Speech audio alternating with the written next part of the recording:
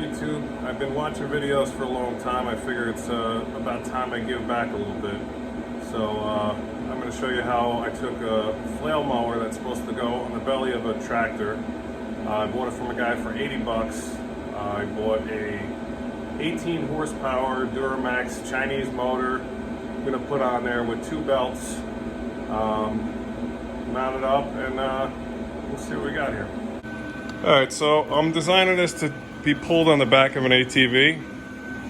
I already started on it. I was too lazy to start the video earlier, but this is what we got so far. The tow bar welded on. This is the flail mower. I got a lot of work to do as far as this thing goes. So all these independent flails, they're good for cut and brush. I have some property up in upstate New York. I got a lot of fields I gotta cut. So this is gonna cut my time down tremendously. One pulley on the side. I put these wheels on the back. To adjust the cut height, it's just gonna be whether you go higher or lower with the hitch. It's not, nothing has to be really that pretty up there, so that's about as far as I'm going with that. The motor I have for it, I picked this up on Amazon for 300 bucks. It's Duramax 18 horsepower. It's got a key start battery. You know, I don't think you want to be pulling your ass off with the pull start on this one. But the plan is mount it up over here like this, where the pulleys line up, and it's going to be a direct drive from a belt straight off the motor. I'm going to put a third idler pulley on here, probably from this side. So I'll have a spring on that that'll engage the tension on the belts. So when you start it up, it'll be running freely, and then you could slowly engage the blades. And I guess what you're gonna be seeing is me making the motor mounting the motor, and then doing that part. And then maybe I'll, clean it up and paint it a little bit. Okay, so the base of this motor is roughly maybe 9 inches by, say 6. So we'll probably go 7 by 12 with the mounting plate. I marked off where I'm going to need to go on the top of this.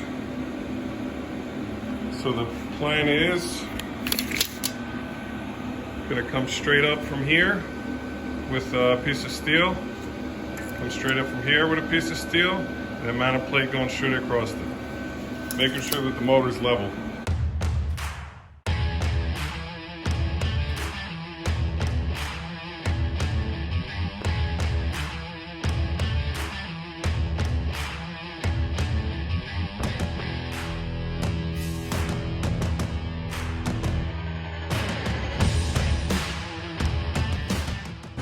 Alright, so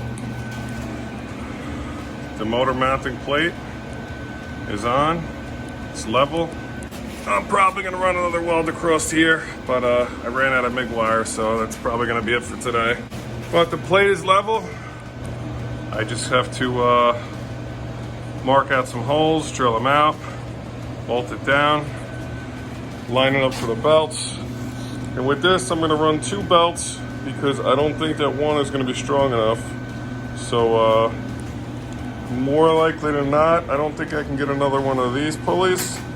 So the plan is probably going to be to just weld 2 pulleys to the outside of it, and then slide this out a little bit so it lines up perfectly.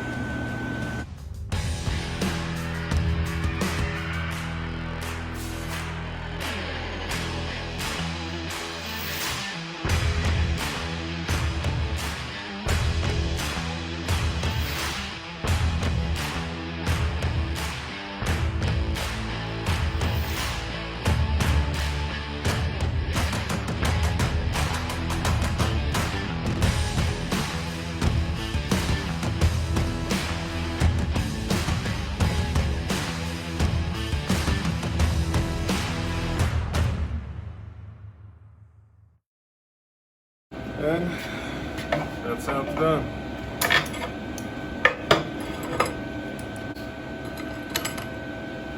Line out these holes, put the pulley in. That's your mount for your idler pulley.